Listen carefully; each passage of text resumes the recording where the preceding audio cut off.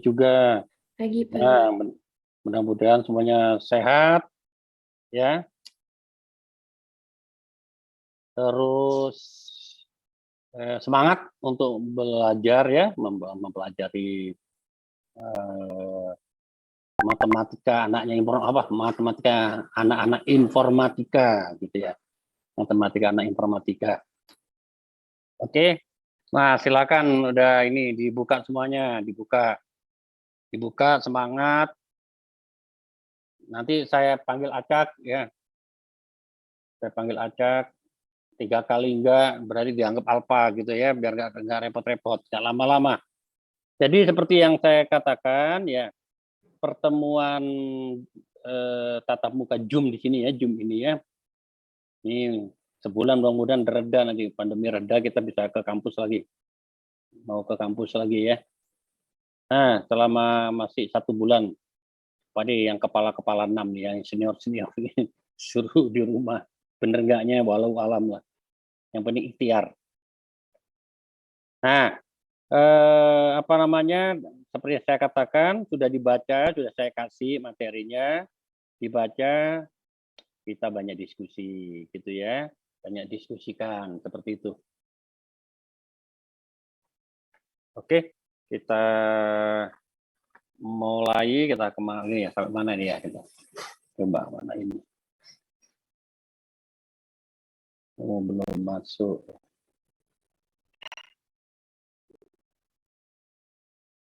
Gitu ya, mengangkat.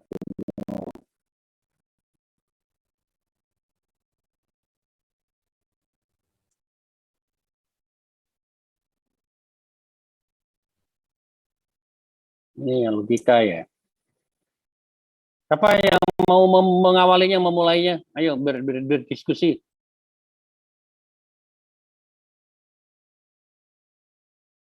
Bisa share ya ini ya.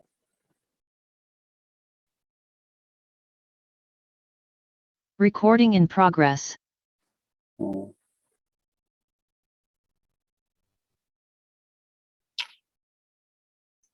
Oke, ya oke. Saya awali lagi ya, saya awali. Diskusi yang pertama, kita mau belajar logika ya, logika. Oke. Nah, awalnya kalau kamu mau belajar logika, kamu harus belajar namanya proposisi, proposisi. Ya. Apa itu proposisi? Itu pernyataan atau kalimat deklaratif. Nah, sebelum itu coba apa sih itu logika itu? Logika ya, logika itu merupakan dasar dari semua penalaran, reasoning ya. Jadi logika merupakan dasar dari semua penalaran. Nah, kalau penalaran itu apa? Ya, didasarkan pada hubungan antara pernyataan statement ya, pernyataan. Oke. Nah, proposisi atau pernyataan atau kalimat deklaratif gitu ya, suatu kalimat dapat dibagi menurut jenisnya seperti bawah ini nih. Saya bagi gitu, bagi 2. Kalimat itu ada 2, kalimat berarti sama kalimat tak berarti ya, tidak berarti ya. Nah, kalau kalimat berarti kita bagi 2 lagi. Kalimat deklaratif sama bukan kalimat deklaratif. Nah, yang jadi permasalahan kita di logika itu ada kalimat deklaratif atau proposisi. Berarti yang bisa bernilai benar, apa yang bisa bernilai salah. Kalau abu-abu ya namanya bukan proposisi, namanya itu ya kan, bukan yang kita bicarakan. Seperti itu ya. Jadi kalimat deklaratif atau disebut juga pernyataan atau disebut juga dengan proposisi adalah kalimat yang bernilai benar, true saja atau salah, false saja.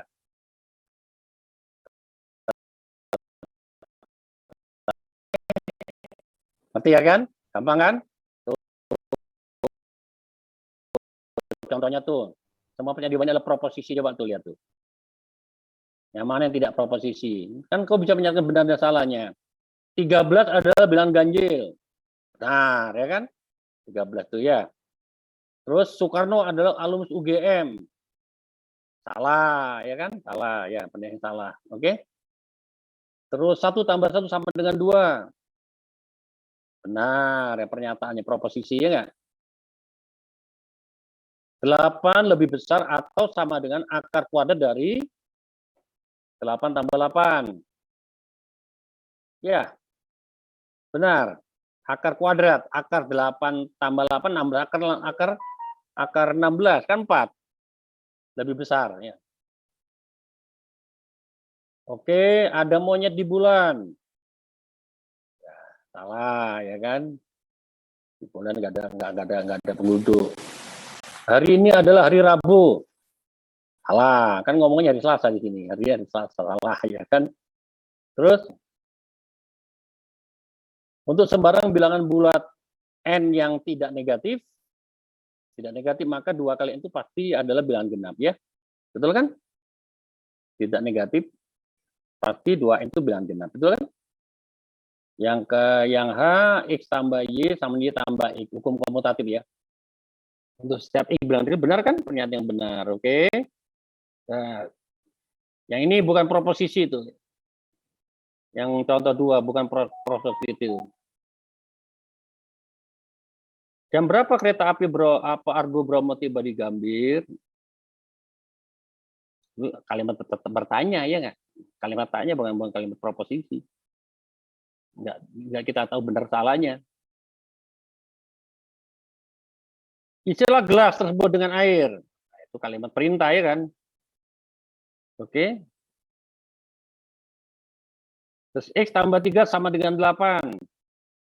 Nah, kita tidak tahu kebenarannya, ya nggak? Betul? X-nya kan bisa macam-macam. Terus X lebih besar 3, juga sama. Ya, kan bisa macam-macam X-nya. Kalau X-nya 0 gimana? Seperti itu, ya kan? Oke, dah. Ada hero salah. Kenapa ada hero?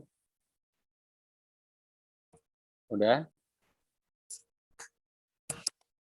Apa proteksi ini emang dulu ya. Ada yang enggak ya?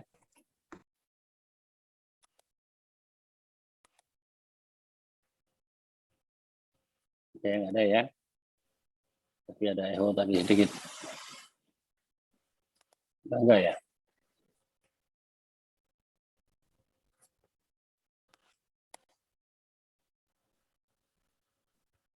Oke.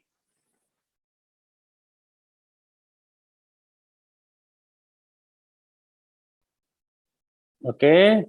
Definisi 2 sekarang. Jadi 2 proposisi yang bernilai sama, yaitu sama-sama benar atau sama-sama salah, dikatakan ekivalen. Diberi tanda 3 strip ya, 3 baca itu ekivalen, atau pakai 2 panah itu, jika dan hanya jika, atau disebut ekivalen, ya, senilai, setara, ekivalen gitu ya. Oke.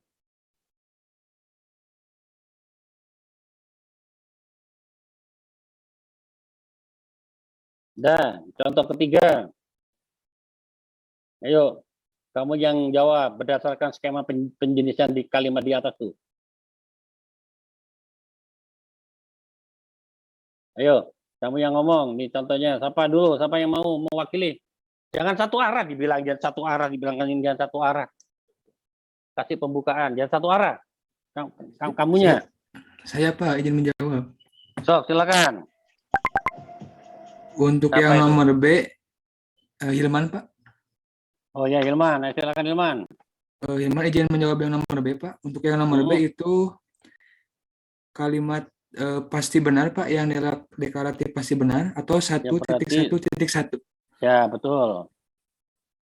Perlinnya benar, betul.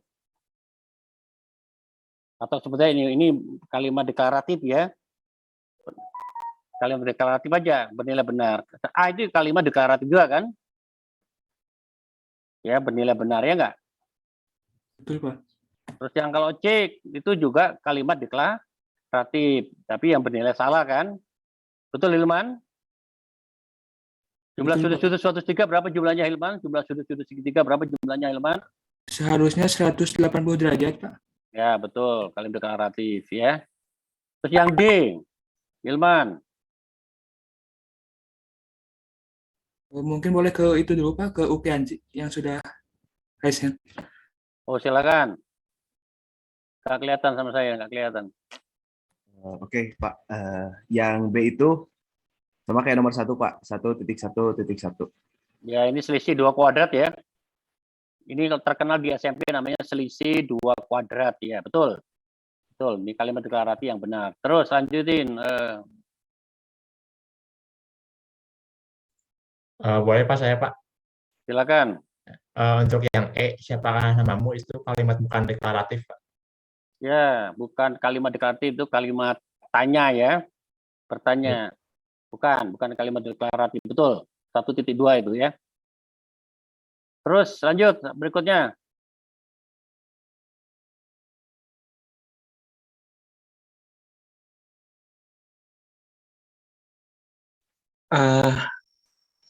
Untuk Osman. yang iya Pak, untuk yang hati-hati menyeberang itu 1.1.1 karena setiap kalau mau menyeberang itu harus hati-hati deklaratif.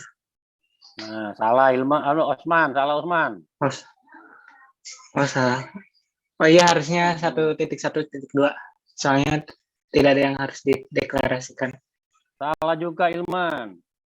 Ini bukan kalimat deklaratif Osman. Itu aja kalimat apa namanya pemberitahuan perintah hati-hati menyeberang gitu. Oh Benar iya tidaknya Pak. kan nggak tahu ya, bukan kalimat Iya. deklaratif. Terima Jadi kasih Pak. 1.2 ya Osman, 1.2 itu. Siapa? Terima kasih Pak untuk Oke, yang berikutnya.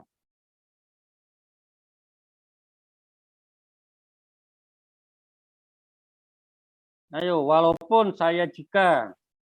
Untuk itu kalimat tidak berarti Pak karena nggak ada artinya walaupun saya jika itu. Ya betul. Tidak berarti, kalimat tidak berarti itu ya enggak. Lanjut, yang H.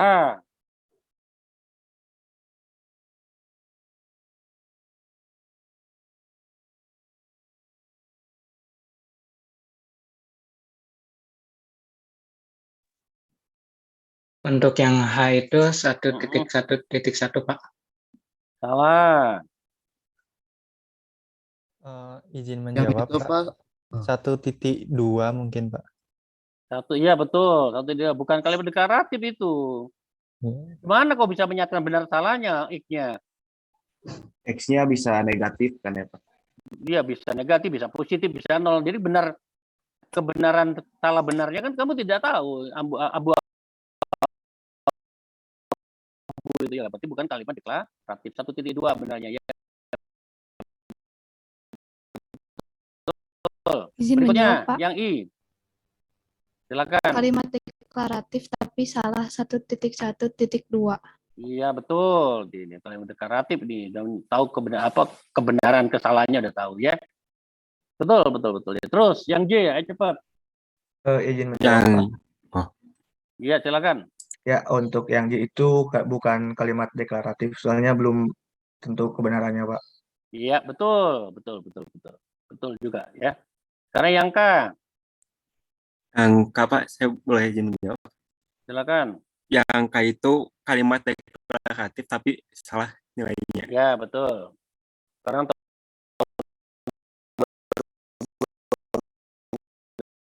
betul Ya, kalimat dan deklaratif tapi yang bernilai salah ya. Ya. Betul. IJKL sekarang. Izin menjawab, Pak. Nah silakan. Siapa tadi? Yang cewek dulu. Kalau untuk yang L itu 1.2 Pak karena bukan deklaratif, itu Iya kalimat betul. perintah. Betul kalimatnya. Itu kalimat perintah bukan kalimat deklaratif ya. Betul 1.2. Nah bisa itu. Kalau yang M. Betul, Pak. Oke, betul. Kalimat deklaratif, betul. Ya. Oke, betul. Karena dibalik bolak-balik ya. Dan ada hanya jikanya itu. Betul. Jika dan hanya jika gitu ya. Nah, jadi sekarang pernyataan adalah menjadi proposisi. Suatu pernyataan hanya pernyataanlah yang bisa menjadi proposisi ya. Itu kesimpulannya ya. Oke. Nah, lanjut ya, dilanjut Put ya, lanjut ya. Ya, nah berikutnya. Nah, dari sejumlah proporsi yang ada dalam contoh 3, yang tadi contoh 3 ya, yang dari A sampai M ya, dari A sampai M gitu ya. Nah, terdapat beberapa di antara yang ekuivalen, ya ekuivalen. Ekuivalen itu berarti yang bernilai sama, ya, yang bernilai sama. Sama nilainya, bukan berarti sama ini ya. Ekuivalen bukan berarti sama nilainya. Contohnya, proposisi nomor 1B. Semua manusia kan mati gitu kan. Bernilai-bernilai itu sama dengan proposisi nomor 1D. Ya kan? Nilainya yang sama. Sama-sama Ya. benar gitu ya Pak maksudnya. Ya, sama-sama benar atau sama-sama salah gitu maksudnya. Itu nama ekuivalen. Jadi kalau nanti di tabel kebenaran itu nilai tabel kebenarannya sama gitu ya. Nilai tabel kebenaran BBSS-nya gitu.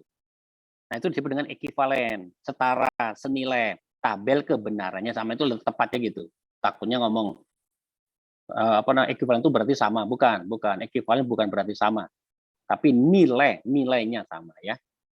Oke, dah. Banyak yang lainnya tadi yang sudah tahu kan, tadi benar salahnya. Kau bisa memberikan contoh-contoh yang lainnya ya. Oke, berikutnya. Simbol-simbol di dalam logika yang akan kamu pakai itu ya, biasanya pakai huruf kecil. Ya, untuk proposisi pernyataan PQ, nggak harus PQ, RSTUV, bebas ya. P itu kan karena depannya kata pernyataan, huruf P kan pertama, makanya P. Temennya PQ, temennya QR gitu lah, PQR. Jadi orang matematika itu langsung aja pakai P karena depannya kata pernyataan begitu ya. Yang paling penting kamu tahu proposisi umumnya disimbolkan dengan huruf kecil. Nah, kalau nilai benar disimbolkan dengan B atau 1. Kode 1 ya, 01 binary ya kan. Jadi 1 berarti benar atau B. Sedangkan nilai salah disimbolkan dengan S, ya S atau 0. Contohnya 5 itu kau udah bisa menjawab tadi ya enggak? Misalkan semua manusia akan mati itu suatu pernyataan yang kau beri nama simbol P aja lah, memudahkan P. Benar ya. Terus pernyataan 520 lebih dari 111. Kau sebut pernyataan Q bernilai salah. Yang C kau udah tahu pasti. Ya. C itu benar ya kan? Yang D itu salah ya kan? Yang E itu benar ya. Oke? Nah, udah tahu ya dengan cerita tentang proposisi ya. Tentang proposisi dan simbol-simbolnya ya. Nah, sekarang kita akan diskusi berikutnya tadi tentang pengertian proposisi. Sekarang operasi proposisi. Nah, operasi proposisi, jadi yang dimaksud dengan operasi proposisi nih, diskusi kita ya sekarang ya. Operasi proposisi yang dimaksud adalah mengkombinasikan itu, mengkombinasikan proposisi. Maksudnya adalah di sini adalah suatu perangkai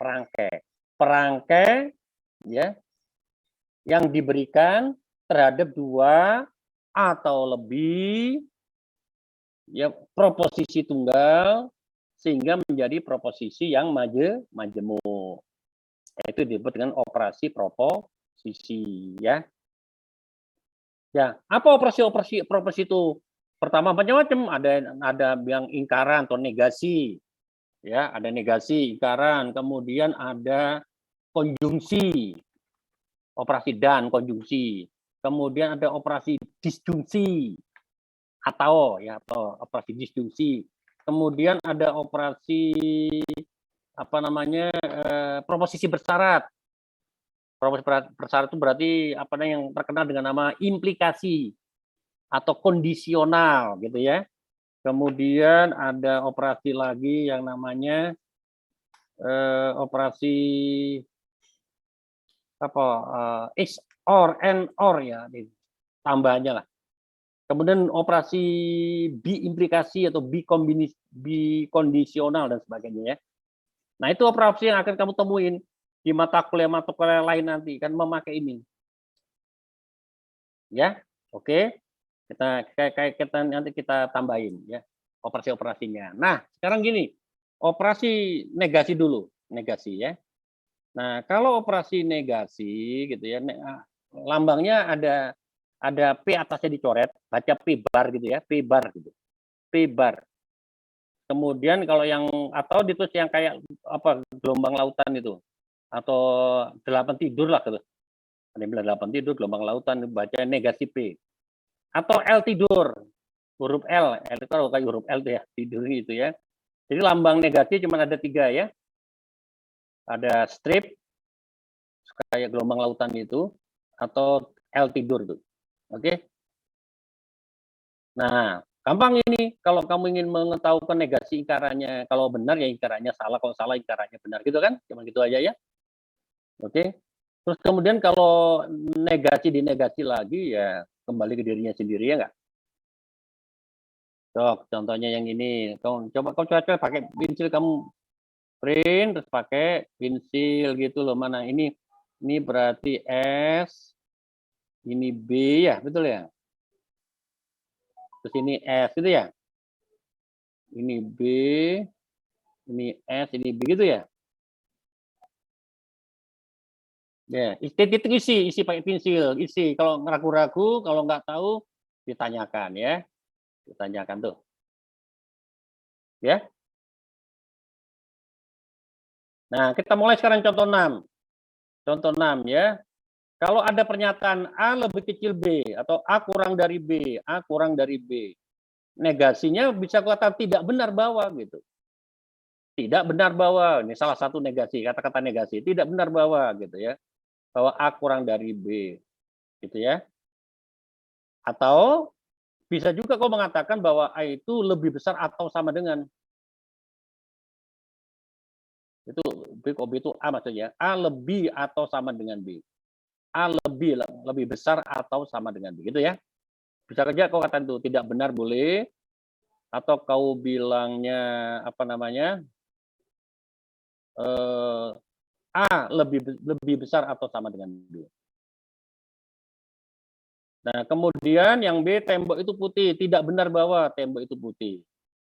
Atau bilang tembok itu tidak putih. Nah, boleh juga, nggak pakai tidak benar ya. Ingat, nanti soal-soalnya soal banyak kalimat ya, cerita kalimat gitu ya. Di dalam masalah-masalah logika tadi. Jadi ada kalimat-kalimat itu yang kamu akan menangkap pernyataan itu apa, terus yang ditanya apa gitu. Ya. Kemudian hari ini hujan.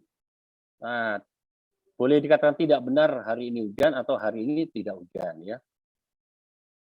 Oke, yang D, Tokyo terletak di Indonesia. Jadi kok bisa mengatakan tidak benar bahwa Tokyo terletak di Indonesia atau Tokyo tidak terletak di Indonesia, tidak terletak gitu ya. Bernilai salah ya. Negasinya bernilai benar ya, betul ya?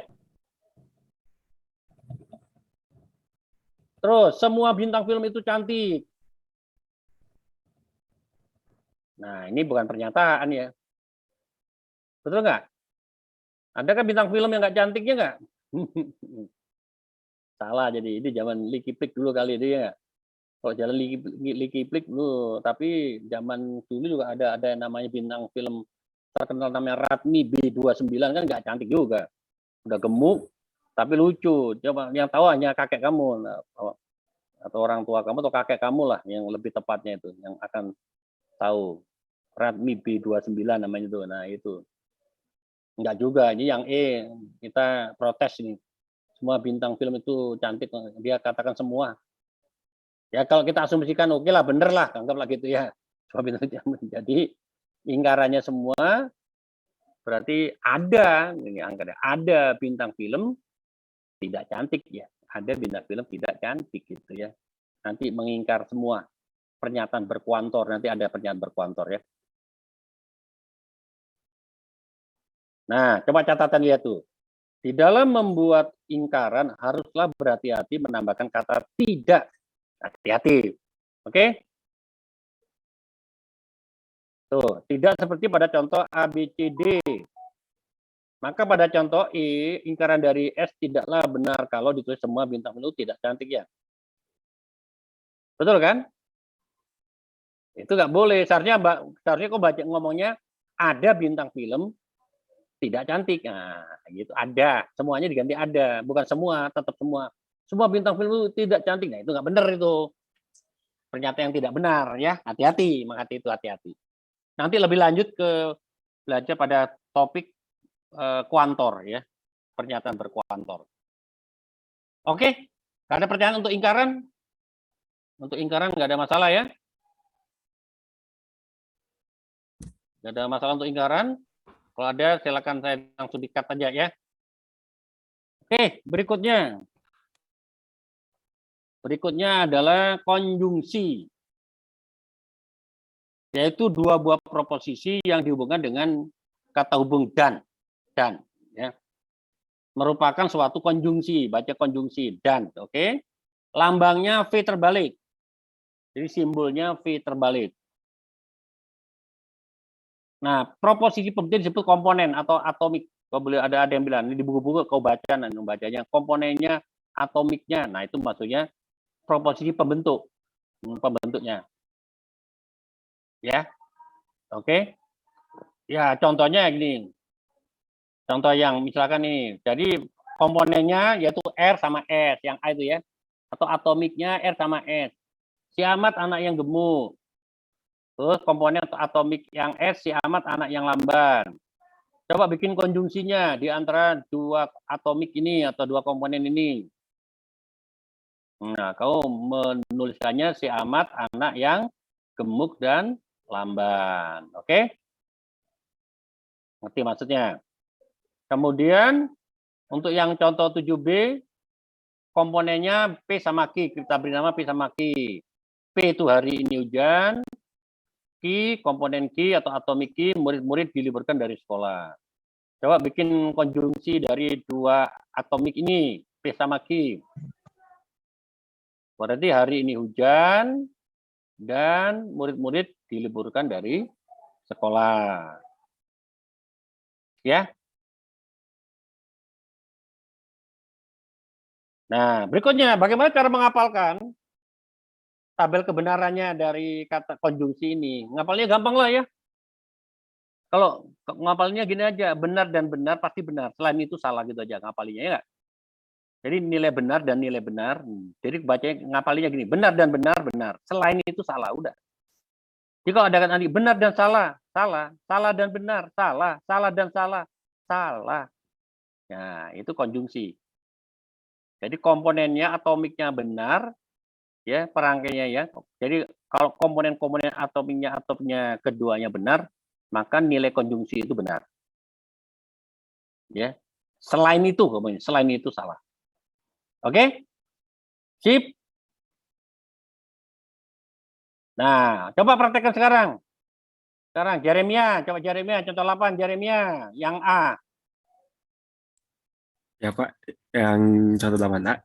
Jakarta di Indonesia dan 2 tambah 3 sama dengan 5. Untuk konjungsinya, Jakarta di Indonesia bernilai benar dan 2 tambah 3 sama dengan 5 bernilai benar. Jadi konjungsinya benar Pak. Jakarta di Indonesia. Betul, gitu ya. Jadi bacanya komponen Jakarta di Indonesia benar. Itu ya Jeremia. Komponen 2 tambah 3 sama dengan 5 benar. Atau kau bilang atomik juga boleh. Atomik Jakarta di Indonesia benar, Pak. Atomik 2 tambah 3 sama dengan 5 benar, Pak. Berarti konjungsinya, kau langsung konjungsinya bernilai benar. Ya. Oke? Ya, Pak. Lanjut, Jeremia. Coba yang B. Yang B, untuk atomik yang pertama, Jakarta di Jepang, bernilai salah. Dan atomik kedua, 2 tambah 3 sama dengan 5, bernilai benar. Maka konjungsinya bernilai salah. Iya, betul. Ya. Maksud, habisin aja yang C. Ayo, Jeremia yang C. Untuk yang C, Semarang di Jawa Barat, atomik Semarang di Jawa Barat bernilai salah. Dan Surabaya di Jawa Timur, atomik Surabaya di Jawa Timur bernilai benar. Maka konjungsinya adalah salah. Ya, betul. Untuk yang D, atomik pertama 14 tambah 6 bernilai sama dengan 10 bernilai salah. dan Surabaya di Jawa Tengah bernilai atomik Surabaya di Jawa Tengah bernilai salah. Jadi konjungsinya salah. Oke. Nah, terus sekarang ini waktu kamu testing masuk apa UTBK yang tes potensi skolastik ya, gitu ya. Nah, banyak ini yang dikeluarkan ya kata-kata ini. Kata-kata lain yang dapat memberi bentuk konjungsi. Jadi dan itu bisa juga diganti yang gitu, yang. Nah, kalau ada yang itu dan itu. Terus tetapi juga sama. Yang, tetapi, juga, sedangkan, meskipun, padahal dan sebagainya lah. Itu yang paling banyak aja. Nah, itu sama saja dan. Yang itu sama dengan dan, tetapi dan juga dan, sedangkan dan, meskipun dan, padahal dan gitu loh. Nah, itu konjungsi maksudnya, dia yang konjungsi. Nah, kebanyakan kamu lemahnya itu pada saat nanti aplikasi di persoalan, kalimatnya kan nggak menggunakan kata dan dia. Kadang-kadang menggunakan tetapi, atau sedangkan, meskipun, ngomong gitu ya kan. Nah, coba diingat-ingat ini ya, diingat-ingat. Ingat-ingat, oke. Jadi kata-kata hubung yang, tetapi, juga, sedangkan, meskipun, padahal, ya itu sama dengan dan, ya. Oke. Nah, sifat-sifat dari konjungsi. Sifat dari konjungsi berarti bersifat komutatif ya. Komutatif bersifat asosiatif, hanya dua sifatnya ya. Jadi konjungsi itu bersifat komutatif dan asosiatif. Oke. Oke, berikutnya operasi proposisi yang ketiga ya. Operasi proposisi yang ketiga adalah disjungsi. Disjunction ya, atau. Oke. Nah, jadi dua buah proposisi yang dihubungkan dengan atau ya, dengan atau merupakan suatu disjungsi ya, merupakan suatu disjungsi. Nah, disjungsi itu dibedakan menjadi dua. Ada yang namanya disjungsi inklusif, ya V, lambangnya V, simbolnya V. Ada yang disjungsi eksklusif, V coret namanya. Nanti bahasa lainnya apa ya, bahasa lainnya ya? XOR apa? XOR betul, XOR gitu ya. Kalau bahasa apa? Bahasa namanya? Bahasa informatikanya. Eksklusif OR. Eksklusif OR. Ya, eksklusif OR ya, eksklusif OR ya, bacanya eksklusif OR. Nah, ya, oke, sip. Nanti ngomong dari dasar, dipahami. Nanti kita kan bermain-mainin, nanti pakai, nanti ada contoh algoritma atau pseudocode, kemudian contoh-contoh yang lainnya, ya pakai apa simbol rangkaian listrik lah gitu ya, biar kelihatannya. Supaya kau bisa ini arsitektur komputer ya. Pakai aljabar boolean tuh arsitektur komputer, dan boolean tuh udah paham, mengerti, oh ini maksudnya gitu. Jadi enak loh.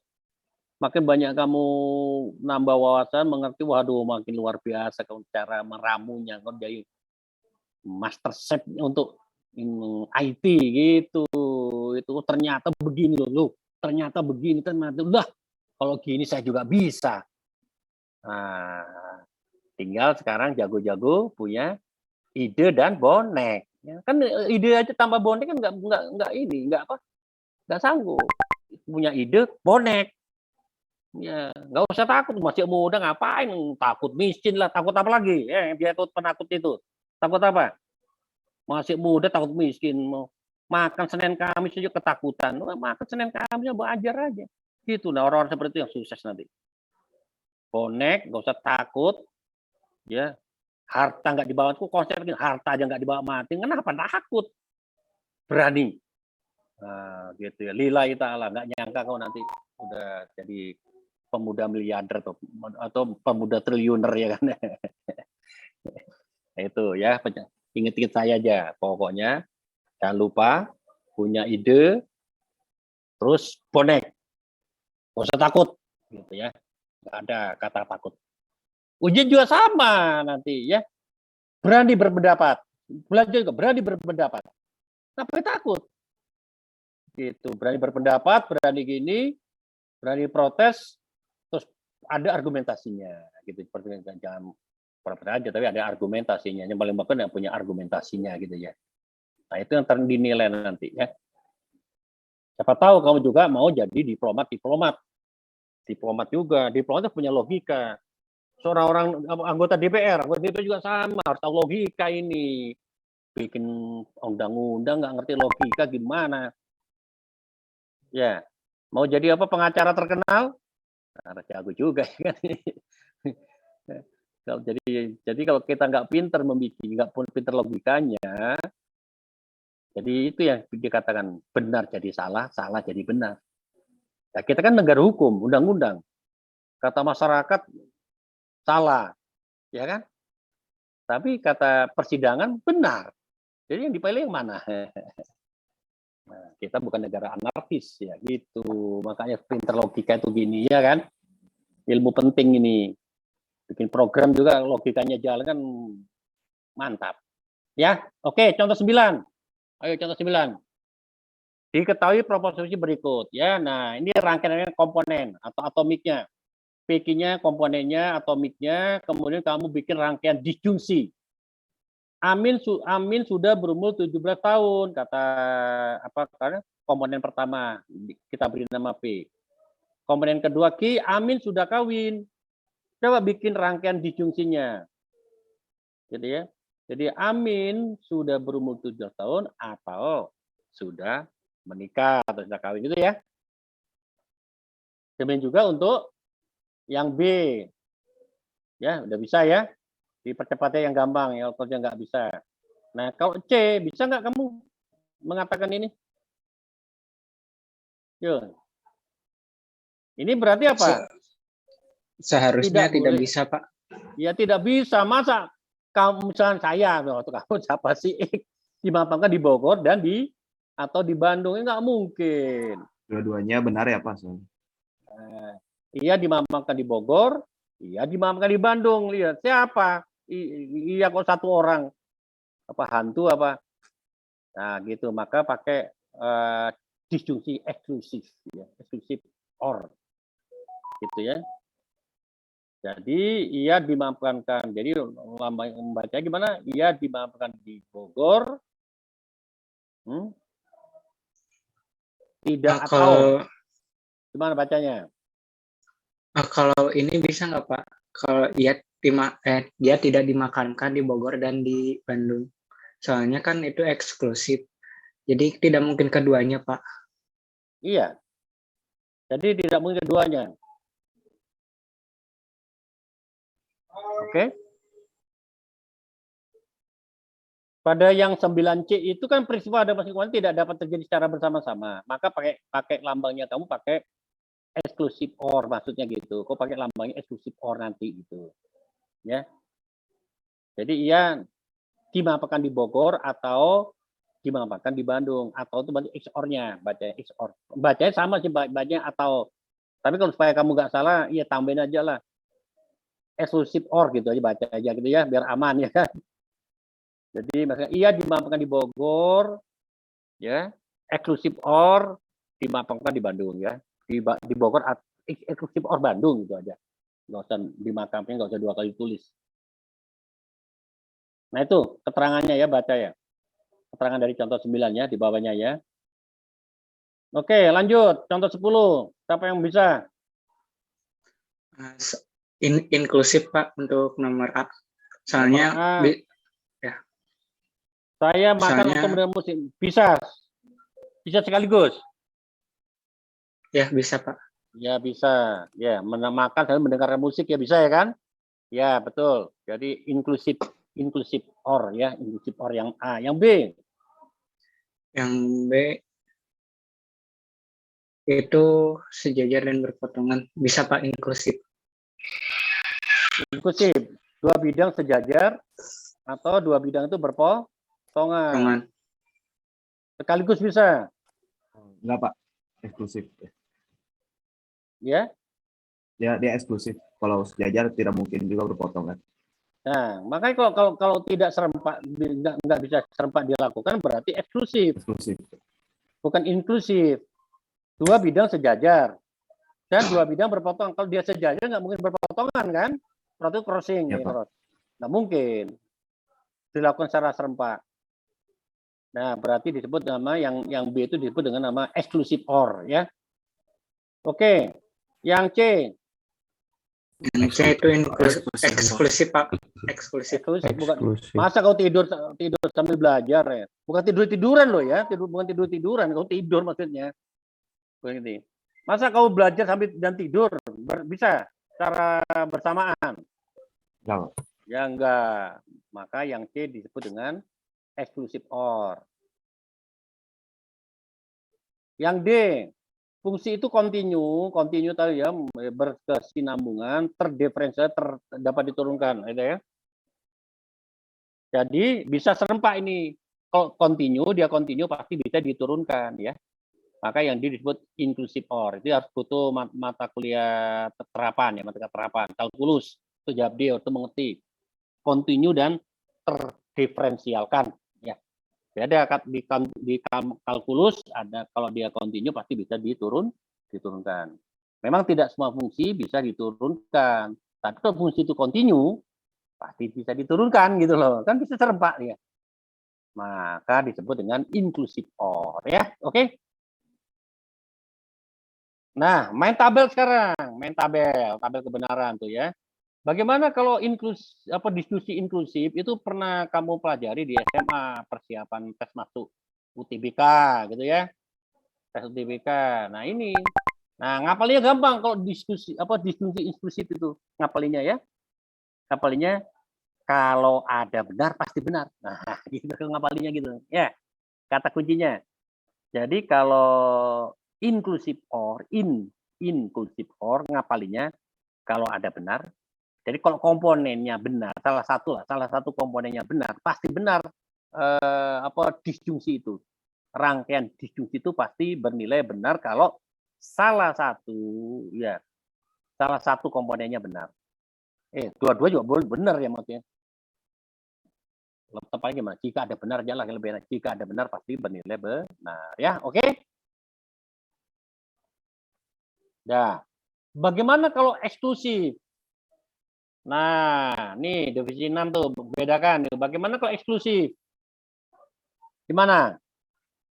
Kalau senilai. Kalau senilai ngapain? Kalau senilai dia salah. Nah, gitu. Ya kan kalau senilai. Jadi kalau serempak tuh. Oke. Jadi kalau senilai, ngerti maksudnya senilai. Kalau komponen itu senilai, pasti salah. Nah, bernilai salah, oke? BB salah. Ya, eksklusif OR ya. Jadi benar X OR benar, nilainya salah. Salah X OR salah, nilainya salah, ya. Sip, contoh 11 siapa yang berani? Cobain.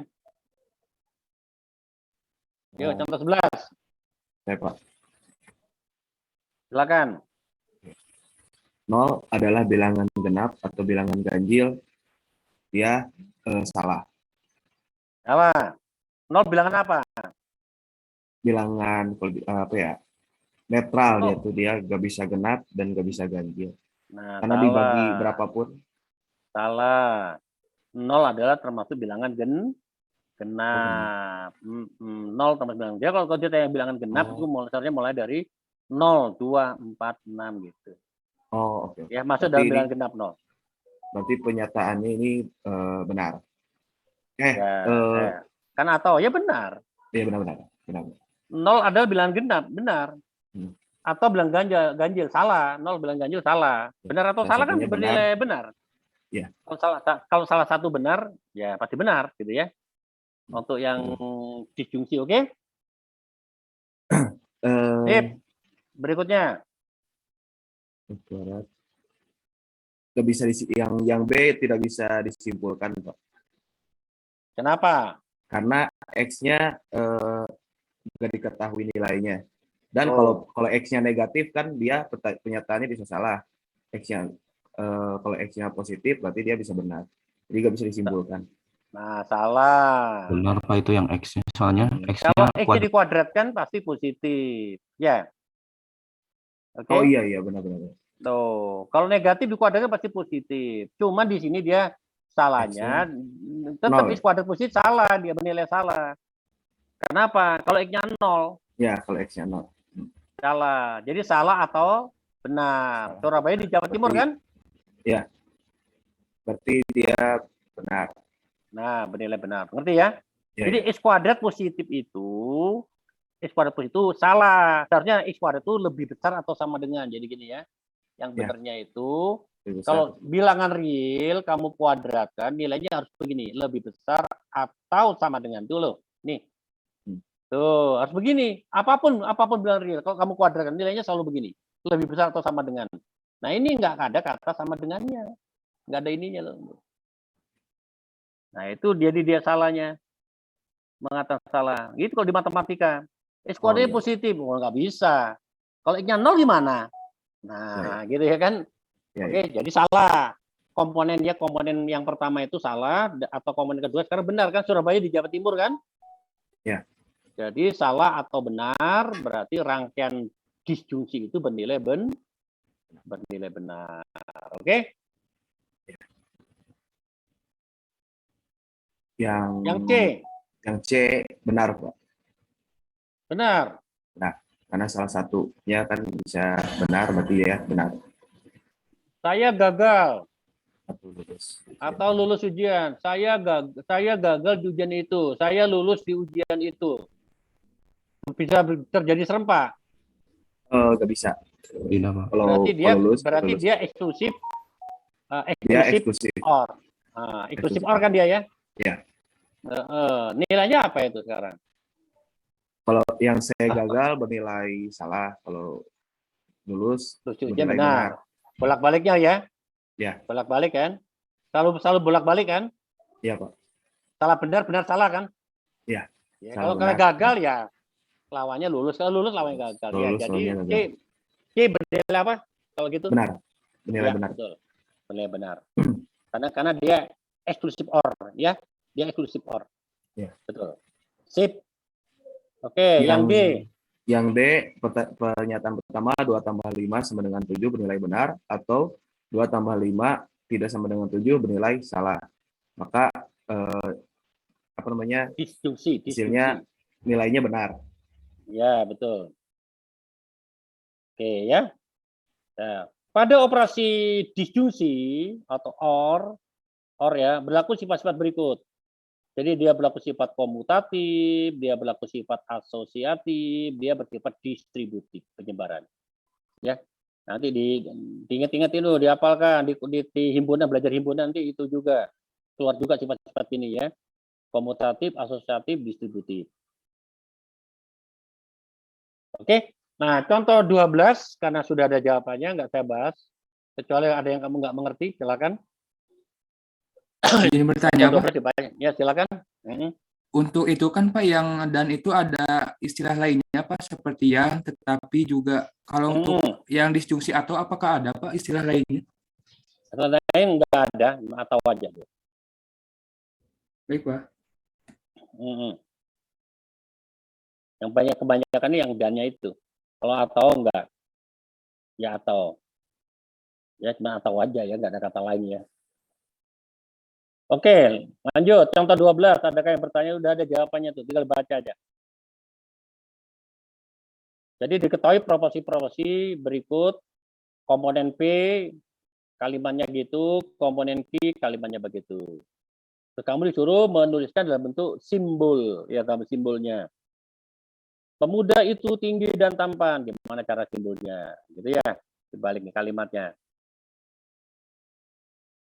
Nah, terlihat tuh, pemuda itu tinggi tapi tidak tampan. Tinggi tapi kan dan.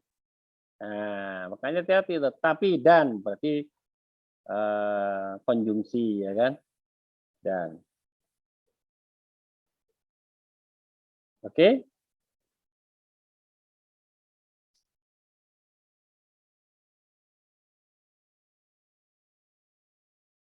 Yang C, pemuda itu tidak tinggi maupun tampan, maupun sama dengan dan juga. Nah, kenapa lambangnya itu ya? Tidak, pemuda itu tidak tinggi maupun tampan. Jadi tidak tinggi, tidak tampan. Maupun itu berarti dan ya, konjungsi. D, tidak benar bahwa ingkarannya. Tidak benar bahwa ingkar pemuda itu pendek atau tidak tampan. Tadi negasi P atau negasi Q ya. Tidak benar itu negasi. Kalau yang E, pemuda itu tinggi atau pendek dan tampan, gitu ya. Pemuda itu tinggi berarti P. Atau or, lambangnya or. Terus pendek berarti ya negasi P ya. Atau ya tidak tampan, gimana?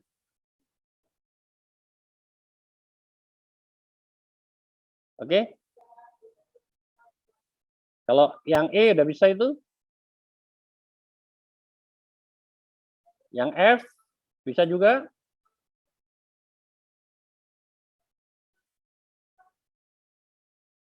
Nah, sudah saya kasih banyak contoh ya. Contohnya banyak sekali. Tinggal ulang dipelajari ya. Oke. Berikutnya nih, proposisi bersyarat, kondisional atau implikasi. Ya. Nah, dalam matematika itu banyak dijumpai proposisi dalam bentuk jika titik-titik maka titik-titik. Kalau kau baca kalkulus gitu, kalau baca buku kalkulus itu jika, if, ini, then, gitu ya kan. Kau belajar algoritma juga sama ya kan. If, kalau begini apa, then apa, kalau enggak apa, else-nya apa, gitu ya. Selalu ada selalu kata implikasi jika maka gitu. Penting banget ya ini ya. Nah, proposisi yang demikian ini disebut implikasi atau proposisi bersyarat. Lambangnya panah itu. Bacanya jika P maka Q. Pakai jika maka ya. Jika P maka Q. Oke. Nah, dalam implikasi jika P maka Q, P-nya itu disebut hipotesis namanya. Hipotesis atau aku bilang antecedent boleh. Atau premisnya boleh. Kondisinya boleh gitu ya. Dengan kondisinya dulu, hipotesisnya, kondisinya, antecedentnya, ya terserah kalau premisnya, gitu ya. Itu P-nya, jika P-nya itu. Nah, kalau Q disebut konklusinya, konsekuennya, konsekuen dari hipotesis, maka akan ada konsekuensi. Ada konsekuensi, konklusi, konsekuennya. Nah, biasakan kau berpola berpikir logika dalam hidup ini. Ya, kalau kau berpikir tentang permasalahan apa saja, di bidang sosial kemasyarakatan, sosial rumah tangga. Nah, pakai itu. Hati-hati, kalau berpikir logika, kata-kata kamu teratur, tindakan kamu terstruktur. Oke? Jadi mengeliminir segala kecerobohan lah, kesembronoan, kalau bahasa Jawa kesembronoan, kecerobohan. Nah, pola pikirnya bagus, nanti mendidik putra-putri kamu bagus, itu ya. Kalau berpikir secara logika matematika. Oke. Nah, tapi dan kaitan dengan agama ya, ini beda lagi, nanti tambahin nanti di sisi agama ya. Nyantri pondok pesantren beda lagi nanti ya, ada tambahannya. Ini kita sekarang ngomong di luar itu, ngomongnya pokoknya ngomong secara pengetahuan aja ya. Oke, nah contoh sekarang nih, contoh 14 nih. Jadi hipotesisnya itu adalah amat lulus ujian. Hipotesisnya itu amat lulus ujian ya. Kemudian konklusinya atau konsekuensinya itu amat dibelikan sepeda motor tuh ya, gitu ya. Nah, kalau kau bikin rangkaian proposisi bersyarat atau kondisional atau implikasi, konklusinya gini kan, jika P maka Q. Jika amat lulus ujian, maka dia diberikan atau dibelikan sepeda motor. Nah, sekarang bagaimana reaksi amat kalau pada kenyataannya? Kalau berpikir ya kamu ya, kenyataannya. Oke. B sebagai lambang benar atau reaksi positif, dan S kalau ada reaksi negatif ya. Nah, kira-kira gimana? Amat lulus dan dibelikan sepeda motor. Ayo. Benar. B, Pak. Benar, Pak. Benar, Pak. Benar. Nah, Ahmad lulus dan diberikan. Jadi Ahmad lulus reaksi positif ya? Positif, Pak. Ya positif kan? Ya kau bilang positif, beri benar ya, Pak Fit ya. Ahmad lulus dan diberikan sepeda motor, benar ya? Kan reaksi Ahmad pasti positif ya. Karena yang B, Ahmad lulus tapi Salah. tidak diberikan motor. Nah, gimana kira-kira reaksi Ahmad? Salah, Pak. Salah, kamu Salah. Reaksi negatif. ya kau pasti punya reaksi negatif ya. Udah lulus gak dibeli motor lagi. Nah, reaksinya negatif dah. Dah. Kalau yang C, Ahmad tidak lulus tapi dia diberikan motor. Kira-kira reaksinya apa? Benar, Pak. Positif. Karena positif. Gak lulus beli motor sama ortu orang tua, nah, senang ya. Positif, gak ngambek ya kan, malah senang.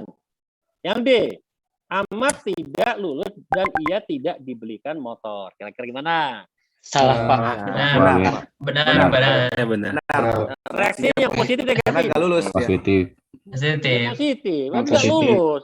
Kan kau nggak akan protes, nggak lulus, nggak dibeliin. Kan pasti reaksi positif. Oh iya ya, saya kan nggak lulus. Jadi saya nggak dibeli motor. Nah, gitu ya. Nah, inilah nilai-nilai yang kita omongkan tadi, nilai-nilai dari implikasi.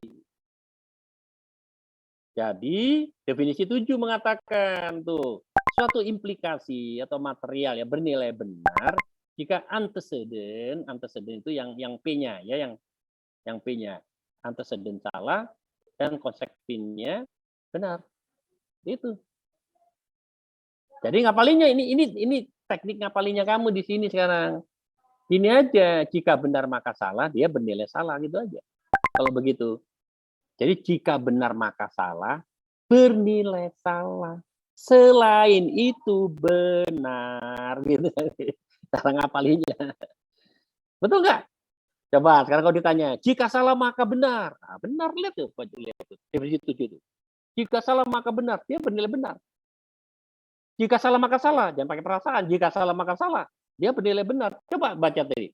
Ahmad tidak lulus dan Ahmad tidak dibelikan motor. Jika salah maka salah dia.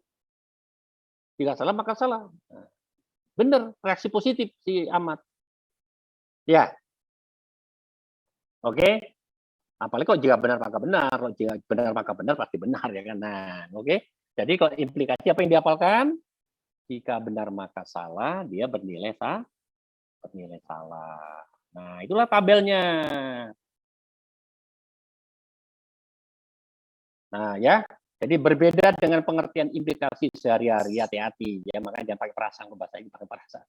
Berbeda dengan pengertian implikasi sehari-hari, maka implikasi materi itu hanya dinyatakan oleh nilai kebenaran dari antecedent ya sama konklusi. Antecedent konklusi yang dilihat, konsekuensinya itu yang kau lihat. P-nya lah maksudnya. Jika P maka Q, lihat nilai P-nya, lihat nilai Q-nya. Baru kau bisa menyatakan nilai kebenarannya. Jangan pakai perasaan. Kau pakai perasaan contohnya, jika salah maka salah. Udah salah, maka salah. Ya salah dong. Nah, kalau ngomong gitu, salah dong. Kalau pakai perasaan, ya kan. Padahal dia bernilai benar, ya.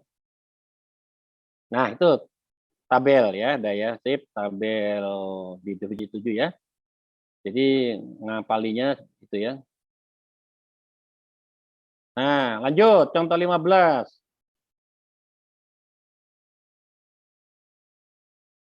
Oke, contoh 15 nih. Jika saya lulus ujian, maka saya mendapat hadiah dari ayah. Jika suhu mencapai 80 derajat Celcius, maka alarm akan berbunyi. Jika Anda tidak mendaftar ulang, maka Anda dianggap mengundurkan diri. Oke? Seperti contoh-contoh implikasi. Saya nggak nanya nilainya, ini contoh-contoh aja. Contoh-contoh sebuah implikasi, ya. Proposisi bersyarat. Ya. Nah, bagaimana cara mengekspresikan implikasi? Oke. Nah, karena ada buku mengatakan nih, jadi kamu lihat itu. Ada yang nulis jika P maka Q, ada, aman. Ada juga tulis jika P, Q gitu. Jika P, maksudnya jika P maka Q itu maksudnya itu ya kan. Boleh. Ada juga mengatakan P mengakibat Q, P implies Q gitu, P mengakibat Q gitu. Ada juga nulis Q jika P itu. Atau P hanya jika C. Coba lihat bahasa-bahasa ini loh, bahasa-bahasa yang dipakai itu. Nah, kan harus familiar dengan kalimat-kalimat begini. Harus familiar. Ada yang ngomong gitu, ya. Jadi ada bilang itu sama semua, itu sama maksudnya sama itu. Ekspresi ini sama semua, ya. Terus P syarat cukup untuk Q gitu, ya kan? P syarat cukup untuk Q bilang gitu. Terus Q syarat perlu untuk P itu ada kata satu, ada perlu ya. Itu ada nanti di kalkulus kalau belajar ada bilang P syarat cukup untuk Q syarat cukup. Apa kayak kalau udah cukup ngapain dikatakan? Terus Q syarat perlu untuk P. Jadi, perlu. Jadi P itu syarat perlu untuk menyatakan P itu benar atau tidaknya gitu ya. Kemudian Q bila mana P itu. Q whenever P.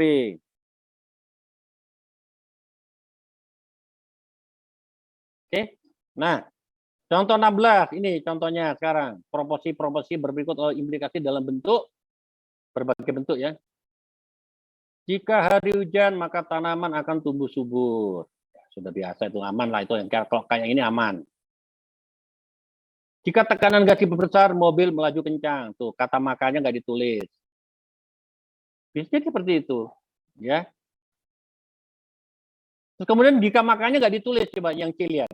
Es yang mencair di kutub mengakibatkan permukaan air laut naik. Tuh, cuman diganti mengakibatkan. Itu bisa kamu ganti nanti jika es yang mencair di kutub, maka permukaan air laut naik. Seperti itu mengakibat diganti ya. Ada lagi kalimat orang itu mau berangkat jika ia diberi ongkos jalan. Ini pernyataan implikasi dia. Ya. Kalau kau pakai logika, kan orang itu mau berangkat jika ia diberi ongkos jalan. Ini kan implikasi. Persyarat, profesi bersyarat, ya enggak? Kalau nggak dikasih, nggak berangkat dia kan. Nggak dikasih duit. Nah, berikutnya. Ahmad bisa mengambil mata kuliah teori bahasa formal. Hanya jika ia sudah lulus mata kuliah matematika diskrit. Itu kalimat proposisi implikasi ya. Tuh, syarat cukup agar pom bensin meledak adalah percikan api dari rokok tuh. Ada kata gitu, syarat cukup kalimatnya itu ya. Itu berarti implikasi. Jadi jika kamu bisa mengatakan jika pom bensin meledak maka ada percikan api dari rokok kena percikan api dari rokok. Oke? Kebalik, syarat apa? Jadi mana? Jika percikan api dari rokok maka pom bensin meledak kayak gitu mungkin. Yang mana? Jadi Syarat cukup. Syarat cukup. Yang syarat cukup ya. Jadi iya. Jika percikan api dari rokok maka pom bensin meledak. Kalau jadi nulisnya gimana? Jadi jika P-nya siapa? P-nya siapa? P-nya itu percikan api dari rokok. Tuh, salah kebalik. Kan syarat ini kan syarat apa? Syarat cukup. Syarat pom bensin bukan syarat meledak, perlu. berarti ya. Nah, gitu. Hati-hati. Bedakan dengan yang apa? Dengan yang E nanti. Ya Pak, maaf. Ya, yang G, yang ya, betul. Kalau syarat cukup ini ngomong ada kata-kata syarat cukup, bukan syarat perlu. Kalau syarat perlu benar kamu tadi. Kok saya ngomong syarat perlu ya? Ya, silakan. Maaf Pak, tadi benar kata Miftah. Jadi syarat cukupnya itu atau yang P-nya itu adalah percikan api, Pak. Soalnya syarat cukup agar pom bensin meledak adalah percikan api dari rokok. Jadi syarat cukupnya itu adalah percikan api dari rokok, Pak. Nah, coba dilihat di atas tuh. P syarat cukup untuk Q. P syarat cukup untuk Q. Lihat tuh, baca yang di atas. Ya, tadi contoh 16 di atas. Contoh 16 di atas coba baca. Ya. Ada ketemu. Ada, Pak. Itu. Berarti kalau berdasarkan itu Pak, si pom bensin meledak itu adalah Q. Bukan Pak? Kalau yang di syarat itu kebalik.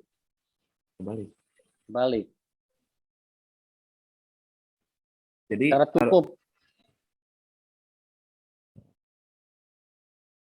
Syarat cukup ya, syarat cukup tuh, syarat cukup itu P syarat cukup untuk Q gitu kan, P syarat cukup untuk Q.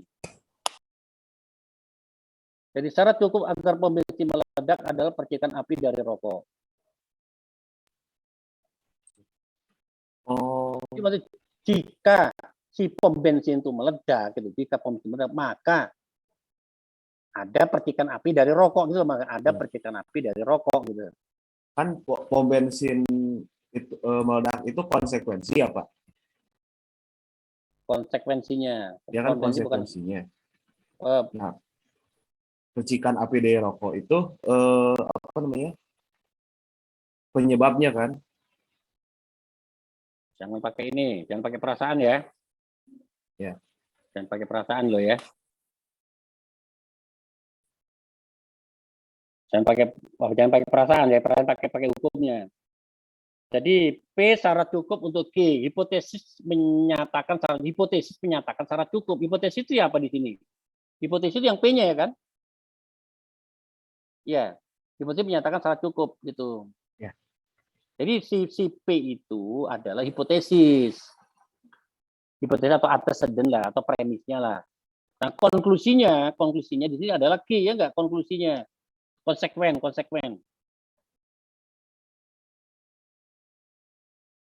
Coba bandingkan yang ini, yang bawahnya, yang Q. Q syarat perlu, coba kalau syarat perlu lihat.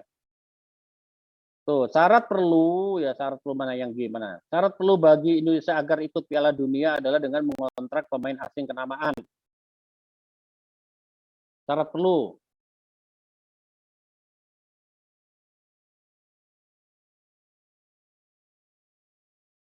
Jadi konklusinya menyatakan syarat perlu. Si Q menyatakan syarat perlu, konklusinya syarat perlu. Pak, mungkin untuk syarat cukup yang tadi yang percikan, kalau misalnya kata-katanya jadi kayak gini, misalnya percikan api dari rokok, syarat cukup bagi agar pom bensin meledak.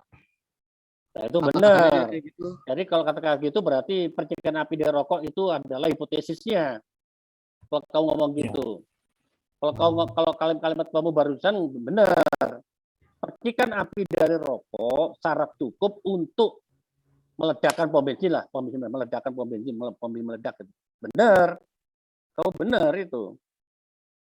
Hipotesisnya. Ya, jadi syarat cukup agar pom bensin meledak, berarti kan syarat cukup agar pom bensin meledak adalah percikan dari api rokok. Oh ya betul. Ini salah betul ya. Betul. Jadi percikan api dari rokok itu hipotesisnya ya kan? Iya, Pak. Ya, hipotesisnya betul. Pom bensin meledak, konsekuensinya ya Pak? Konsekuensinya betul, salah barusan saya mikirnya salah. Betul. Saya baca lagi. Jadi syarat cukup agar pom bensin meledak. Nah, syarat cukup apa? Jadi yang di sini, jadi syarat cukup agar pom bensin meledak itu adalah hipotesisnya itu si pom bensin meledak gitu ya kan? Ya, Pak. Betul? Ya. Kok pom bensin bukan ini ya salah lagi. Hipotesisnya itu adalah bukan ini si apa namanya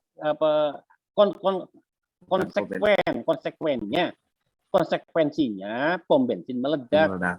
Hipotesisnya percikan api dari rokok. Ya. Bapak ya udah ulang lagi nih. Ini agak terlalu dekat ini soalnya nih pengertiannya ya. Ini kalimat lihat ini ya. Syarat cukup agar pom bensin meledak. Jadi di sini syarat cukup untuk meledakkan pom bensin maksudnya gitu adalah percikan api dari rokok. Berarti si hipotesis itu percikan api dari rokok. Si P, anggaplah P-nya ya. P itu percikan api dari rokok, Q-nya, konsekuennya adalah pom bensin meledak, gitu ya. Oke, sorry, benar yang tadi ya, siapa tadi yang tadi. Nah gitu, keke dulu, kadang-kadang ini, kadang-kadang karena beda-beda tipis, karena ini harus benar-benar direnungin lagi ya. Oke, nah yang G sekarang, yang G. Syarat perlu bagi Indonesia agar ikut Piala Dunia adalah mengontrak pemain asing kenamaan. Siapa konklusinya di sini? Syarat perlu bagi Indonesia, gitu ya? Intinya mengontrak asing ke Konklusinya Indonesia Jadi P-nya apa? ikut Piala Konklusi. Konklusinya atau hipotesisnya yang benar ngomongnya, ayo. Indonesia Konklusi. agar ikut Piala Dunia itu konklusi atau Ya, apa, konklusi, Pak. hipotesis? Konklusi itu, Pak. Konklusi, Iya Pak, Pak. konklusi. Konklusi, Pak. Nah, hipotesisnya Hipotesisnya dengan mengontrak Yang pemain asing ngontrak kenamaan. main asing ya kemana-mana. betul. Jika Indonesia mengontrak pemain asing kenamaan, maka Indonesia bisa Indonesia ikut Piala agar Dunia. ikut Piala Dunia gitu ya. Sip, kalau gitu. Berikutnya, yang H gampang, yang H ya. Banjir bandang terjadi bila mana hutan ditebangi. Berarti hipotesisnya itu hutan ditebangi ya.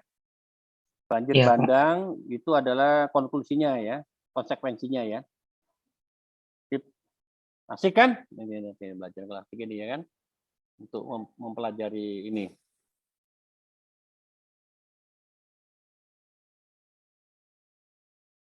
Oke. Nah, contoh 17, ubahlah proposisi C sampai H ya. Di atas contoh 16 ini mana contoh C sampai H ini mana ini? Contoh 16 nih, C sampai H itu ya. Tapi udah ya sama aja kan tadi ya, sudah kan? Proposisi jika maka ya.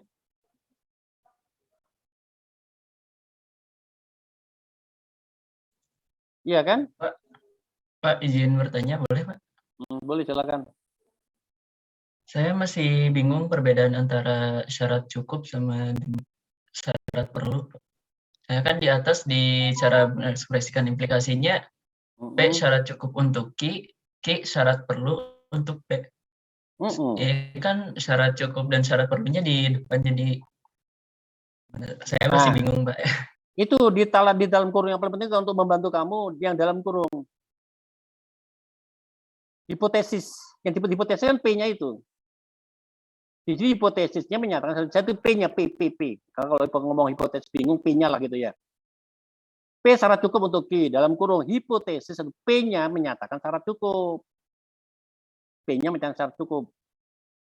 Gitu. Kalau yang di bawahnya Q syarat perlu untuk P, Q syarat perlu untuk P. Nah, di sini Q itu ada konklusi, konsekuen. Menyatakan syarat perlu, si Q-nya menyatakan syarat perlu. Gitu. Jadi kalau si Q-nya, ya kalau Q-nya, gitu, ya itu syarat perlu. Yaitu konklusi. Kalau konklusi, dia syarat perlu. Kalau hipotesis, itu syarat cukup. Nah gitu, dilihat dari P dan Q-nya aja gitu.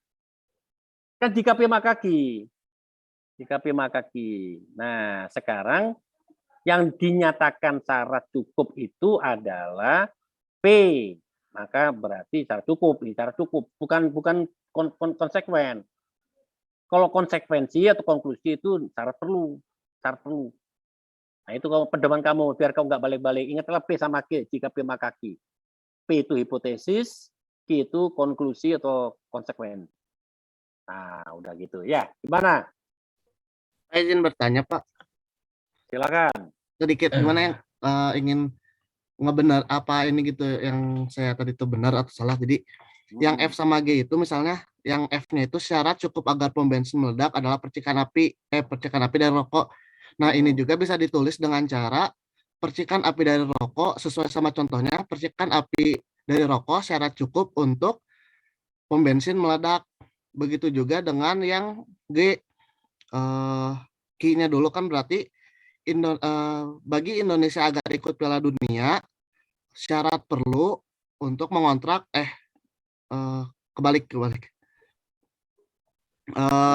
mengontrak pemain asing kenamaan syarat perlu untuk Indonesia agar ikut Piala Dunia. Mungkin kayak gitu, Pak. Kamu ubah gitu juga nggak apa-apa. Nggak apa-apa. Kamu ubah sesuai rumusnya gitu ya kan?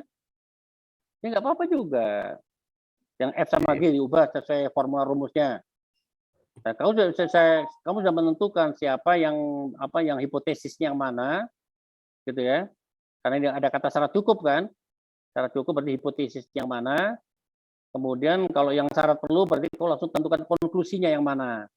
Terus kau ikutin sesuai formula itu. P syarat cukup untuk Q. Q Q syarat perlu untuk P gitu ya. Boleh aja itu trik, namanya trik teknik aja, trik kamu ya.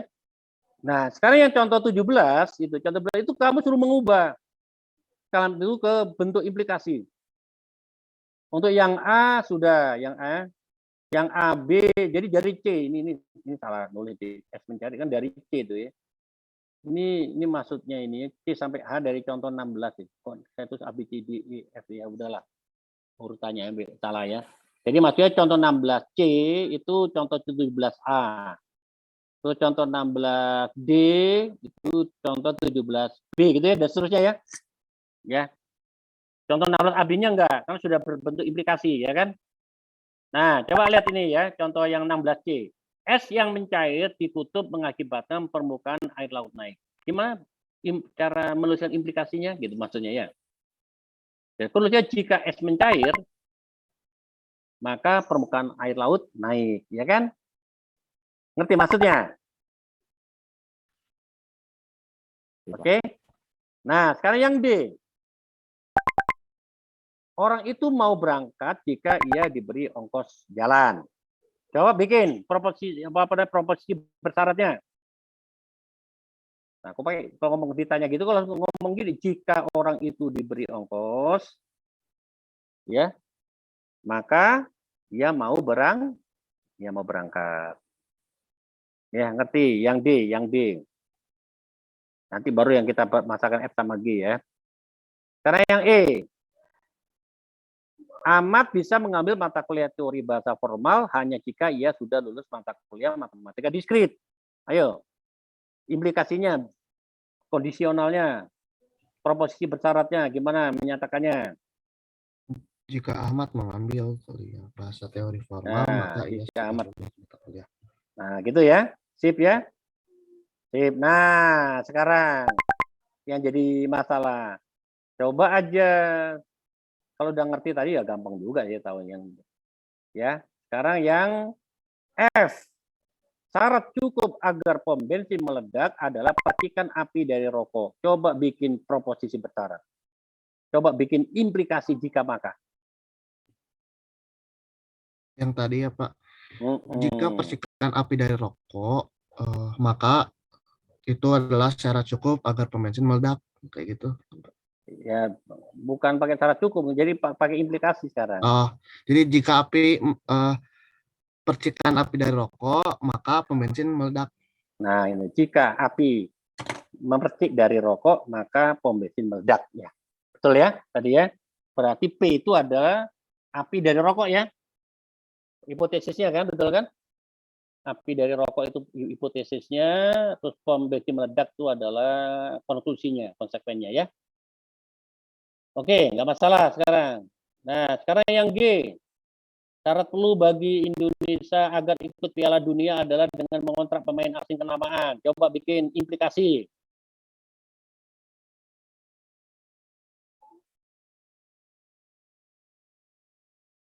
Oke. Jadi hipotesisnya adalah ikut Piala Dunia, ya ikut Piala Dunia. Konklusinya itu mengontrak pemain asing kenamaan. Jadi kalau gitu udah gampang. Kalau jika Indonesia ikut Piala Dunia, maka Indonesia mengontrak pemain asing kenamaan, gitu ya. Gimana?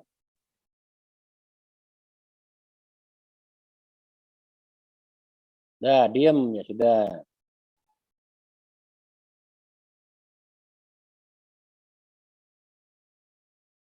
Bapak izin. Ya. Jadi yang nomor 16 mah jadi kayak contoh-contohnya aja ya Pak? Iya, Kalau contoh-contoh bermacam-macam bentuk implikasi loh. Iya Pak. Contoh-contoh macam-macam bentuk implikasi. Nah sekarang yang contoh 17, kamu tuliskan implikasinya. Baru diubah. Oh ya itu jawabannya Pak. Jadi nomor 16 kayak ya masih bahasa kita, masih perasaan kita ya Pak. Ya, betul. 17 diimplikasiin. Terima kasih Pak. Kamu diimplikasikan ya. Kan bahasa sehari-hari kayak contohnya banjir bandang terjadi bila mana hutan ditebang, kan kadang-kadang ngomong gitu aja. Banjir bandang terjadi bila mana hutan ditebangi. Coba kau bikin pernyataan implikasinya. Kalau bilang, iya jika hutan itu ditebangi maka banjir bandang terjadi, gitu. Logika. Nah, tapi kan kalau di bahasa sehari kamu, kalau kamu berkomunikasi, bersosialisasi, nggak ada jika itu. Kakak kita, asal ngomong aja kadang-kadang. Ini banjir bandang terjadi itu bila mana kan hutan-hutan ditebangi. Oh, maksud dia itu ngomongnya jika hutan-hutan ditebangi maka banjir bandang akan terjadi. Gitu loh di tanggapan kamu itu. Karena berlogikanya. Nah, itulah yang bahasa-bahasa ini nanti yang dipakai di pasal-pasal undang-undang, aturan segala macam. Kita negara hukum jangan lupa. Maka saya bilang kamu tuh kuliah apapun di jurusan apapun harus belajar logika. Karena kau tidak lepas nanti dari hukum, undang-undang. Kau bikin macam-macam, ada hukumnya, ada undang-undangnya. Iya kan? Kalau ngelanggar ada konsekuensinya, gitu ya kan? Makanya orang udah pinter ngomong, logikanya ada, wah menang terus dia. Menang terus. Ya kan bukan masa jadi pengamat, jadi apalah kau jadi pengamat, jadi tukang ngomong lah. Entah ngomongnya apa, tapi kau ngomongnya itu benar sesuai dengan kamu tidak menyalahi undang-undang, logika kamu jalan. Saya salah apa? Ini kata undang-undang mengatakan begini, interpretasinya seperti ini, ngomong gitu coba. Di televisi kau ngomong begitu, orang kan nggak bisa ngomong apa-apa. Nah, yang jadi juru bicara kalau jadi juara partai lah, juru bicara apa gitu. Ya memang ada sisi-sisi ketidakbenaran di balik itu ada ya, ada misi-misi yang nggak benar gitu ya. Tapi itu kan berpulang kembali ke masing-masing orang. Ya. Saya cuma ngomong secara ilmiah saya ini loh. Kalau kamu bisa ngerti melogika ini, kau bisa mainkan itu, kamu bisa mainkan, bisa mainkan, bisa dikatakan benar jadi salah jadi benar gitu itu, tapi nggak bisa ngomong apa-apa. Ya undang-undangnya ngomong begitu gimana? Ya harus dirombak. Kalau dirombak ke DPR, nah DPR kan anggota DPR siapa? Gitu. Nah makanya kalau orang pintar waktu pemilu pandai-pandai. Asal jangan nyoblos aja, nyoblos saja. Harus mikir dulu. Ya sekarang benar kata siapa itu? Orang anggota DPR lulusan SD, lulusan SMP, jadi anggota DPR. Gimana negara ini? Makanya salah satu persyaratannya harus doktor, ya kan? Tapi untuk menjadi dokter di Indonesia, jadi master dokter itu begitu mudah. Yang penting lulus UUD, punya duit nggak kamu? Nih, nah itu dia, itu hancur lebur negara kita itu, nggak tahu deh. Seperti itu. Gampang sekali dokter. Kamu gimana? Siapa gampang? Kalau saya punya duit tuh dokter mah dari kemarin-kemarin dokter. Kalau saya punya duit, gampang banget, gitu loh, iya kan? Nah, itu harus kamu ingat, kamu calon-calon estafet pemimpin bangsa yang ini ya kan, yang harus kamu berpikir matang-matang gitu. Nah, negara Indonesia itu di tangan kamu nantinya. Nah, kamu mau ikut arah mana? Gitu aja itu arah mana itu. Masing-masing punya tanggung jawab sendiri. Ya, oke. Terus jangan lupa, Indonesia itu negara hukum. Itu negara hukum, bukan negara preman. Negara hukum. Nah, itu mainkan hukumnya di situ. Ya, oke.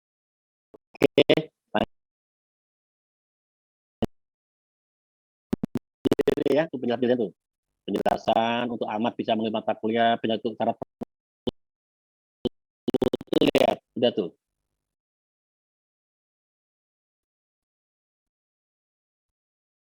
Tuh, ya tadi lagi baca ya, itu ya, lagi ya, udah saya tuliskan itu gitu. Nah ya, ini ilmu penting kan, mudah-mudahan kamu berminat berkemauan keras untuk ini. Jadi saya tinggal bimbing mengarahkan yang benar yang mana gini ya. Nah, kamu gali terus. Mumpung ini, kalau bilang mumpung ada kuliahnya, mumpung lagi belajar, nanti setelah berikutnya kan udah lupa lagi kalau nanti belajar ini. Langsung aplikasi, manfaatkan. Ya. Nah, contoh 18. Ini, contoh 18. Oke, sekarang ada dua komponen, kita namakan X sama Y ya. Itu Anda berusia 17 tahun, sebagai komponen pertama. Komponen kedua, Anda dapat memperoleh SIM. Nah, oke. Sekarang nyatakan proporsi berikut ke dalam notasi implikasi. Jika maka, berarti implikasi jika maka ya. Tuh, yang pertama, hanya jika Anda berusia 17 tahun, maka Anda dapat memperoleh SIM. Ya, ya. Nah, kamu bikinkan pernyataan yang ekivalen dari kalimat itu ya. Kan hanya jikanya bisa kau taruh di tengah tuh. Jadi Anda dapat memperoleh SIM hanya jika Anda berusia 17 tahun. Ya, jadi kau bisa pintar-pintar mengatur gitu ya nggak? Oh, berarti maksudnya itu P hanya jika kini. Ya, P hanya jika Q. Siapa P di sini? Anda dapat memperoleh SIM ya nggak? Berarti Y, komponen Y berarti. Mana Anda berusia 17 tahun. Nah, bagi notasi simboliknya jika Y maka X. Nah, gimana gitu? Banyak yang salah jawab jika X maka Y itu loh. Lo kok bisa jika X maka Y? Gimana sih kamu ini? Yang benar jika Y maka X. Ya, yang contoh 18 tuh. Oke. Nah, yang B. Nah, yang B nih. Lagi, ya kayak tadi. Syarat perlu sekarang. Syarat perlu, syarat cukup. Yang B syarat cukup. Baca bawahnya sampai. Syarat cukup agar Anda dapat memperoleh SIM adalah Anda berusia 17 tahun. Coba ekivalensikan kira-kira. Ekivalennya dengan kalimat apa ya? Jadi Anda berusia 17 tahun syarat cukup untuk mendapatkan SIM, ya nggak? Jadi rumusnya P syarat cukup untuk Q kan? Jadi siapa P-nya di sini sekarang? Siapa hipotesisnya? Itu usia ya kan? 17 tahun. Jadilah X maka Y, jika X maka Y gitu. Nah, saya kotak-katik asik ini, aduh ya, ya begini ya. Ulang lagi, terus nanti ada soal-soal coba-cobain ya. Nanti kan soal-soal kuis, UTS, kuisnya ya, nih setiap selesai bab nanti kuis, siap-siap ya. Selesai bab saya bilang. Kok selesai topik pokok bahasan malas ngoreksinya. Atau kamu yang ngoreksi lah, nggak apa-apa ya. Nanti saya kasih pembahasannya, kamu koreksi. Ya, karena kita daring nilai sendiri lah. Konsepnya gini loh, belajar itu ya udah. Kamu belajar, dosen hanya sebagai pembimbing, kamu belajar, kamu nilai diri kamu sendiri. Hanya satu, jangan sampai kamu lupakan ya. Kejujuran nomor satu. Kejujuran nomor satu. Intinya di situ. Jangan sampai kamu lupakan kejujuran itu. Sampai nanti kamu berkiprah di dunia industri mau di dunia pemerintahan. Kata kunci pesan saya gitu. Sepintar apapun kamu, sebagus apapun, jangan lupakan kejujuran. Gitu ya. Oke, itu aja pesan. Kalau enggak, kamu bisa hancur lebur, terpuruk. Ya, dah. Lanjut, mana lagi nih? Sudah bisa ini ya. Berikutnya ada yang perlu didiskusikan. Yang C, kalau syarat perlu agar Anda dapat memperoleh SIM adalah Anda berusia 17 tahun. Nah, bisa aja aku katakan kalau Anda berusia 17 itu adalah syarat perlu untuk dapat memperoleh SIM. Nah, oke.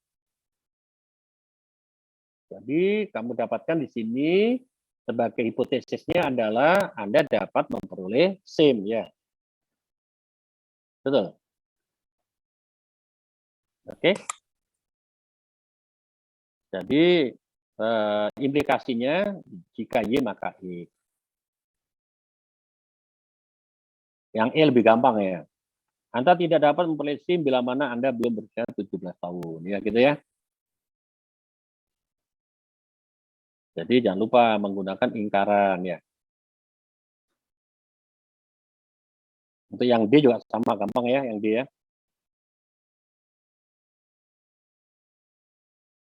Ya oke, lanjut sekarang contoh 19 ya ini yang terakhir, berikutnya lanjuti sendiri ya. Sudah sejam setengah ya. Ingat kita kuliahnya sampai setengah 10 ya, ulang lagi ya ini ya. Nih tetap ngomong dulu nah ya.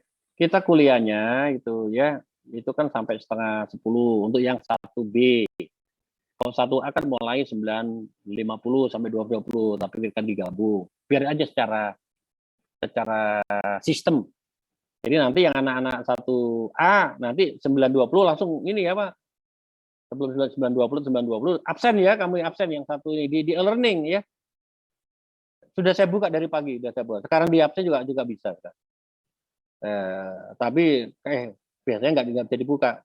Deket-deket 9.50 nanti. Kamu 9.50-an deket-deket itu anak-anak kelas 1A absen. Absensi gitu ya. Jangan sampai lupa. Kalau absensi di saya 1A 1B itu sama aja jam 7 sampai setengah 9 gitu ya. Nanti saya ngelaporkannya ya pura-puranya itu. Soalnya kalau nanti lapor lagi susah bikin jadwalnya. Udah aja tahu sama tahu, karena kita online, online kan nggak perlu harus satu kelas tersendiri. Nah, jadi absen secara sistem learning Polban sesuai jadwal. Jadi 1A itu 9.50 sampai 12.20. Kalau 1B jam 07.00 sampai jam 9.30 ya. Nanti jam 9.30 saya menutup absennya 1B. Ya.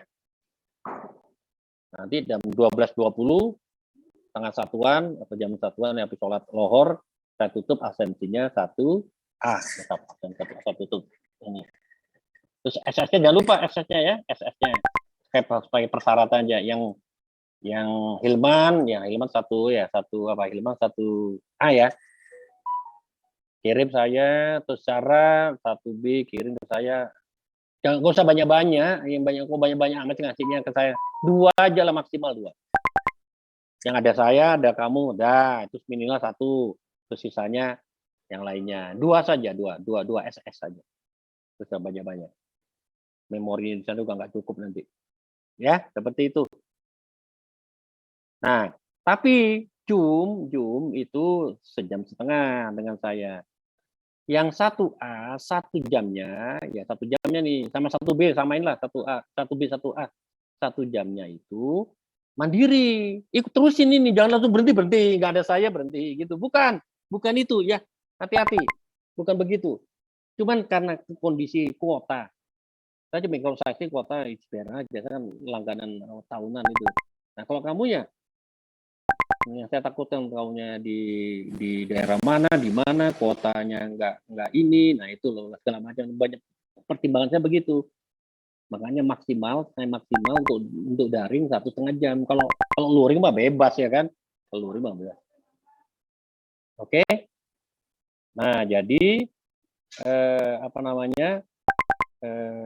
sekarang udah saya tutup. Nanti kan saya tutup sekarang udah 90 menit nih maksimal ya. Oke, kecuali hal-hal yang kamu nggak masalah, terus kamu banyak bertanya ya, banyak mau bertanya silakan, saya terusin, nggak apa-apa saya cuman pertimbangan saya gitu aja. Masalah kuota, karena Zoom itu juga mahal tuh Zoom itu. Kalau Gimit ya gratis, murah, Gimit pakai Polban aja gitu kan. Itu aja ya. Nah, kamu teruskan belajarnya. Ya gimana sih Wabda, ada apa Wabda? Izin bertanya Pak. Silakan. Kalau kita dapat kuota dari pemerintah lagi nggak Pak? Ada itu, tapi pengalaman dosen itu sudah mulai berkurang. Tadi gini, misalkan 50 ya. 50 kota 50 gigabyte ya kan. Sekarang dikirim 20. Dikirim 20. Terus pusing mikirnya kemana lagi. Ada yang 20, ada yang 15 tergantung. Kalau saya dari dulu nggak pernah minta. Saya tuh malas ngurus. Kalau buat mahasiswanya Pak dapat nggak Pak? Aduh, nggak tahu. Dulu kan ada pelajar mahasiswa semuanya kan di Indonesia dapat itu. Ada ini. Tapi lupa lagi saya nggak pernah mau ngurus. Jadi saya nggak tahu. Coba tanya. Saya tanya Kak, teman-teman kamu yang pengalamannya kakak angkatan juga ada kan ya pasti. Ada ya. Seperti itu. Ya itu jadi masalahnya Wardah itu. Kenapa saya nggak mau berlama-lama itu? Masalah kuota kamu. Kuota pribadi kamu kan kasihan ortu. Apalagi nggak langganan. Kalau kamu langganan sih oke. Masih lebih murah. Kalau nggak langganan, hanya butuh sesaat. Gitu ya. Ya kita nggak usah memperhatikan pandemi, apalagi 1 bulan ini katanya umur kepala 6 nggak boleh keluar tuh. Lagi ada mahasiswa yang tidak vaksin katanya. Bener nggaknya kan walau saya juga nggak bingung. Kata ahlinya mengatakan dengan adanya Omikron, ya selamat datang Omikron. Dengan begitu pandemi akan segera berakhir. Nah gitu. Bener nggak itu? Ya saya juga nggak tahu kan, bukan ahli itu. Ya kan? Kalau kau tanya, Papa pernah kena nggak? Yang kena COVID ya? Saya bilang kena. Sakitnya minta ampun. Taubat 2 bulan saya. Jungkir balik, berjuang hidup mati saya 2 bulan ya. Saya baru normal lagi tuh. 2 bulan yang bikin saya terus trempeng saya gitu. Nah gitu. Kalau kamu nanya ke saya pernah ngalami ya ada berarti itu. Ya nggak tahu. Saya nggak saya periksa. Saya COVID atau tidak enggak. Cuman kalau kayaknya ya. Tapi secara medis COVID lah nggak pernah saya periksa kan. Langsung aja saya mandiri, bertempur sendiri, pakai obat-obatan sendiri, ya berjuang sendiri gitu maksudnya. Jadi secara hitam di atas putih tidak ada bukti. Kalau ditanya mana bukti kamu kena, saya nggak punya. Secara pribadi, jujur, kayaknya ya, gitu. Nah seperti itu jadinya.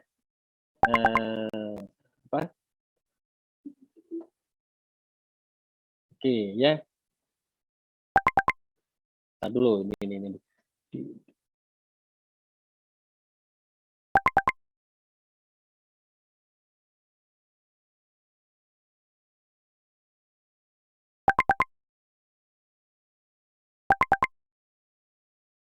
Udah tutup.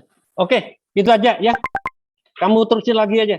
Terusin, diskusikan. Saya lebih enak dari kamunya, dari contoh ini atau dari definisi ini saya belum mengerti gitu. Ya. Kalau bisa 2 kali pertemuan, kalau bisa sih ya ini kalau atau maksimal 3 lah logika. 3 kali pertemuan. Nanti ada himpunan. Habis itu kita belajar himpunan. Aneh-aneh lagi masalah himpunan ini dalam informatika. Habis itu kita belajar relasi dan fungsi. Nah, fungsi kemudian rencana saya ajarin kombinatorik gitu. Itulah bahan materi untuk semester 1. Nah, gitu.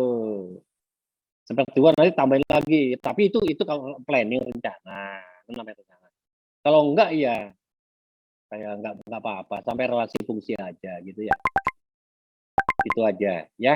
Oke. Nanti saya kasih bahan-bahannya. Ini mau baca aja, mau baca, percaya. Bahannya saya kirim.